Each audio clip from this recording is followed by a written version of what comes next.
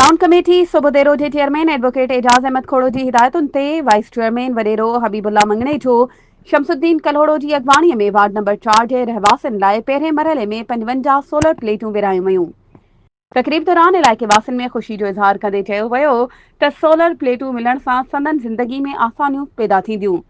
Shamsuddin कलोड़ो media सां ॻाल्हाईंदे चयो त पाकिस्तान पीपल्स पार्टी जो बुनियादी असूल अवाम जी ख़िदमत आहे ऐं पार्टी सदाई ग़रीबनि जी भलाई लाइ अमली कदम खयां आहिनि।